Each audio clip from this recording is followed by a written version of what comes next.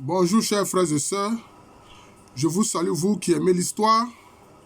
Vous serez surpris de me voir dans ce si beau chapeau conçu par nos ancêtres africains, notamment nos ancêtres du Burkina Faso, actuel Burkina Faso. Alors c'est un cadeau qui m'a été généreusement offert par le docteur Dieudonné Ilboudo, à qui je voudrais dire merci ici. C'est lui qui m'a offert ce chapeau-là. Ça, on voit pour les Chinois, mais sans doute ça a commencé ici. Ah oui, parce que ce sont des Noirs d'abord qui sont allés peupler la Chine, c'est-à-dire ils sont allés dans les steppes eurasiatiques. Voilà. Et avec le vent qui souffle très fort dans ces steppes là où il n'y a pas d'arbres, les yeux ont fini par se brider. Mais donc on a des images de Noirs en Chine qui avaient les yeux bridés. Malheureusement, il n'en reste pas beaucoup. C'est ceux-là qu'on appelle les négritos. Alors, merci, docteur Dieudonné Ilboudo. Merci pour ta grande générosité, ta fraternité. Et puis aussi, il m'a offert cet ouvrage-là. Il m'a offert deux ouvrages, en fait. Deux ouvrages. Hein? Il y a un ouvrage collectif qui est écrit par lui-même, Dieudonné Ilboudo, par Benoît-Joseph Batieno et Jean-Baptiste Tignengré. Le titre, c'est « Recherche scientifique et progression de la culture du Niébé au Burkina Faso, 1970-1920 ». Voilà, merci docteur.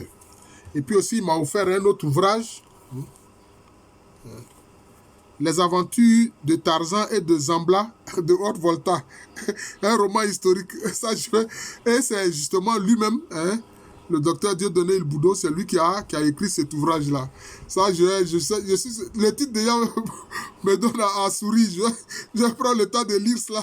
Sans doute que cela va me donner une bonne humeur. Merci, docteur, pour ta fraternité. Je lui disais aussi comme ça que, bon, j'ai beaucoup de liens forts avec le Burkina Faso parce que ma tante, la sœur de ma maman, qu'on appelle Anvoba, a été mariée à un Burkinabé.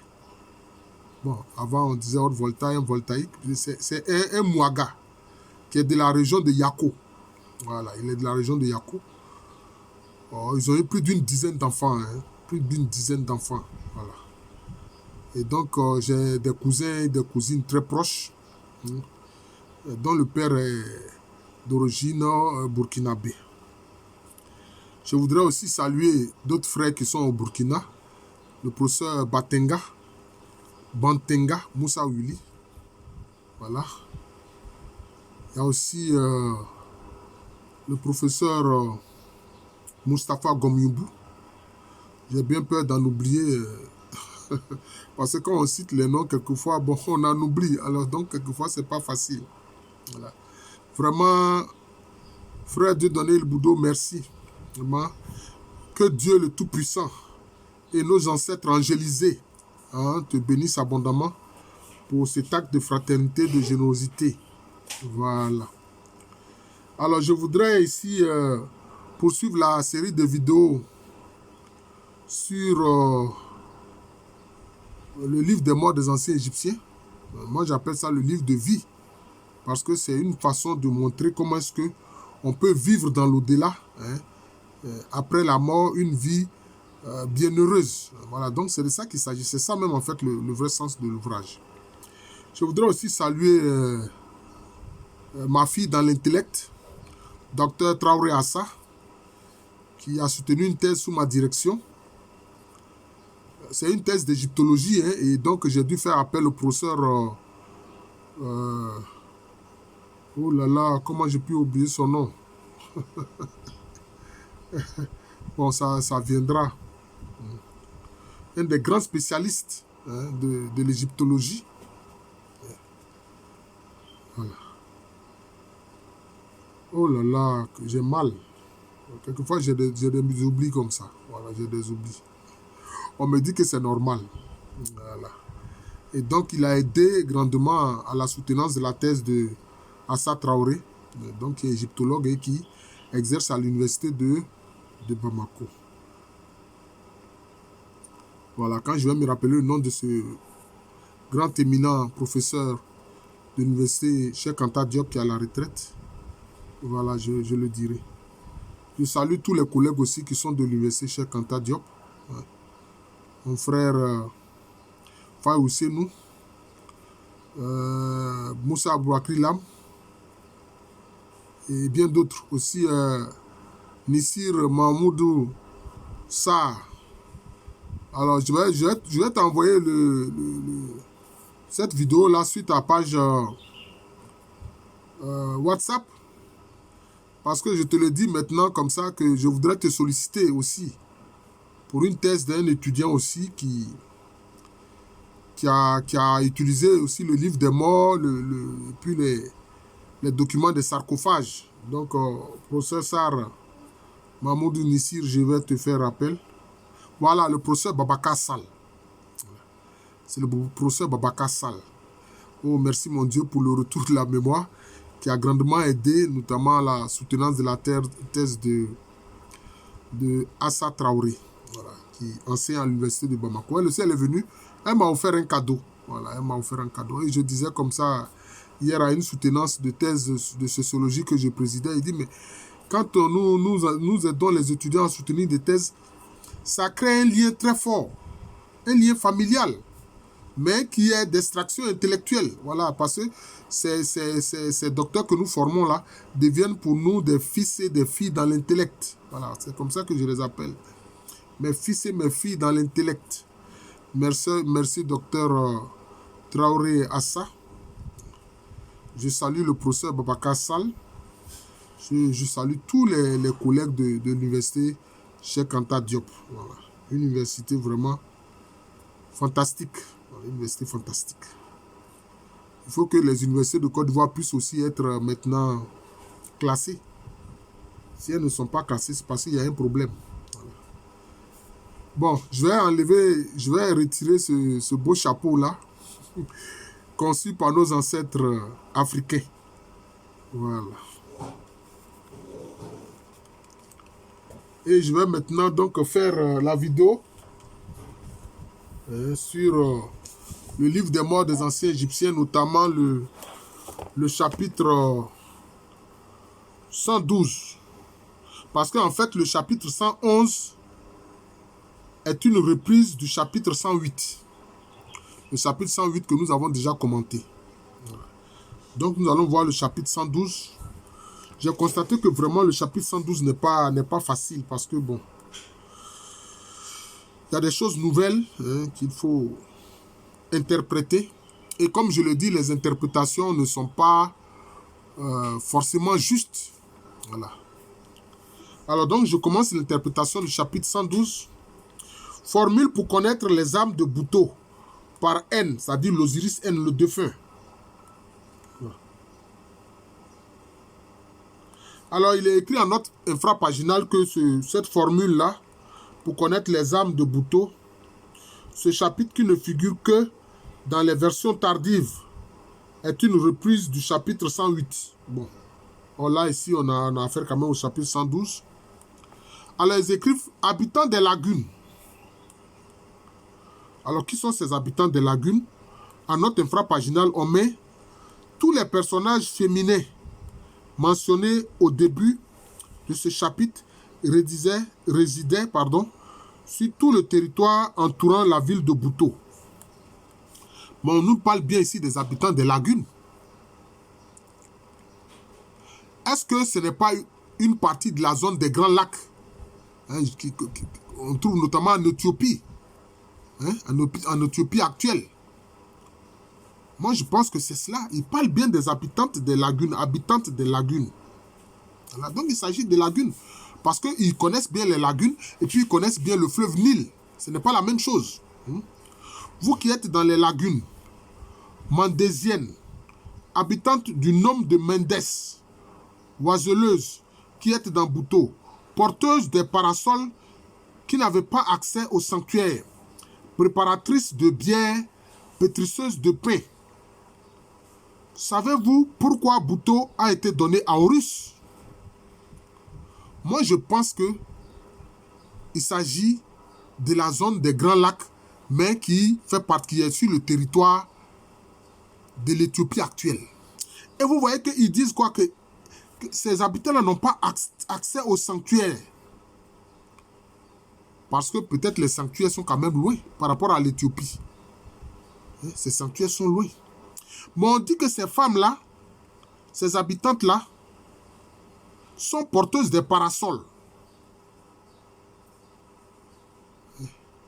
Parce que chez les Akans, le peuple Akan le plus connu, c'est le peuple Ashanti, il y avait des gens, quand le roi se déplace ici, dans le cas de l'Égypte antique, c'est le Nessout, appelé improprement Pharaon. On les appelait les Tinesofo. En langue, on les appelait les Tinesofo. Ouais. Tini, c'est le parasol. Vous voyez. Donc vous voyez d'où vient le parasol. Ça ne vient pas de l'Europe, non. Ça vient bien de l'Afrique. On appelle ça Tinesofo chez les locuteurs du Tui. Et il y avait donc des gens qui portaient des parasols pour protéger le roi et puis les anciens, les notables, etc. de la pluie ou bien du soleil. Et quand il y avait la procession, il y avait des parasols. Donc c'est de ça qu'il s'agit à mon avis. Alors on dit qu'elles sont porteuses de parasols, pétrisseuses de pain, et on leur dit préparatrices de bière. Donc, ces habitants des lagunes, comme je l'ai dit, sans doute dans la zone d'Éthiopie, là, bon voilà, elles faisaient ce travail-là aussi pour l'Égypte antique. Maintenant, on leur pose la question, savez-vous pourquoi Bouto a été donné à Horus? Et c'est toujours l'Osiris N qui parle. Hein. Je le sais. Si vous ne le savez pas, c'est Ré qui lui a donné en dédommagement de la mutilation qu'avait subi son œil. Poursuite de ce que Ré avait dit à Horus. Fais-moi voir ce qui est arrivé à ton œil aujourd'hui. Il le vit et alors Ré dit à Horus. Jette donc un regard sur ce porc noir. Alors il perdit connaissance. Donc c'est ce qui est écrit. Alors il le fit et il perdit connaissance. Voilà, le mot a sauté ici. Il le fit et il perdit connaissance. Alors, est-ce à dire que il y a une province d'Éthiopie qui a été sous contrôle des anciens Égyptiens et que Horus a eu autorité sur cette zone-là, qu'on appelle Bouto. Qu'on appelle Bouto. Moi, je pense que c'est un peu ça. C'est l'interprétation que je donne. Je n'ai pas dit que c'est juste, forcément, que c'est vrai, forcément, mais c'est l'interprétation que je donne. Voilà. Donc, ce sont sans doute des habitants de l'Éthiopie, des zones lagunaires de l'Éthiopie. Voilà. Alors, on dit que Horus a obéi à Ré, il a regardé, parce que son œil a été endommagé dans le combat contre Seth, hein, qui est en fait son oncle, qui est le frère de son père Osiris. On dit quand il a fait, il a perdu connaissance. Le porc noir là, c'est qui? On va le voir. Le porc noir, c'est une façon que Seth utilise pour se manifester. Il se manifeste aussi comme un porc noir. Voilà. Alors Ré dit à ses dieux, non, il faut dire aux attributs divins, pas à ses dieux, aux attributs divins, qui le portait sur son lit, qui le reprenne ses sens. Il était arrivé, en effet, que Seth s'était transformé en porc noir et il avait alors porté le coup brûlant qui était dans son œil. Alors vous voyez pourquoi est-ce que dans le judaïsme et puis aussi dans l'islam, on ne mange pas le porc. Vous voyez l'origine de choses, de l'interdiction de consommer le porc dans le judaïsme et dans l'islam.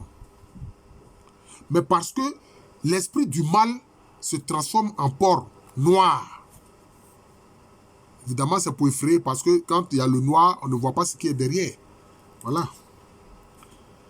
Donc vous comprenez. Parce que Seth, qui est un humain, mais qui a des pouvoirs spirituels maléfiques, se transforme en porc noir. Voilà. Alors, Ré dit à ses dieux, il faut dire aux attributs divins, abominez le porc à cause d'Horus. Puisse-t-il donc reprendre ses sens? Abominez le porc à cause d'Horus. Puisse-t-il donc reprendre ses sens? Donc, le porc a été donc retiré de l'alimentation, hein, des attributs divins. Des attributs divins. Et c'est Ré qui est l'attribut de la lumière qui dit cela. Et c'est ainsi que le porc fut en abomination à cause d'Horus, de la part, bon, ils ont mis des dieux, des attributs divins de sa suite. Et plus alors qu'Horus était encore dans son enfance, ses bêtes de sacrifice étaient ses taureaux, ses caprités, ses porcs. Or, anciennement, le texte dit ici que quand Horus était encore un enfant, le porc n'était pas interdit. Ça faisait partie de l'alimentation. Les taureaux, les capridés, les porcs, ça faisait partie de l'alimentation. Mais à partir du moment où Seth s'est manifesté en prenant la forme d'un porc noirâtre, obscur, bon, à cause d'Horus, et il a attaqué sous cette forme-là Horus. Donc, Ré a dit qu'il ne faudrait plus que le porc soit consommé. Voilà, donc c'est un peu ça. Quant à Amsit, Api c'est le nom, c'est l'attribut divin du Nil. C'est ça qui est Api. Douamoutef et Kebeshsenouf. Horus est leur père et Isis leur mère. Donc il y a certains attributs ici. Hein? On dit que désormais Horus est leur père et leur mère c'est Isis. Or Isis, Iset est la mère en fait d'Horus. Et elle est l'épouse de... Elle est l'épouse de choses, comment on appelle ça, d'Osir ou Osiris. Oui. Et Horus, c'est-à-dire que il faut comprendre, en fait, la royauté est symbolisée par la personne d'Horus.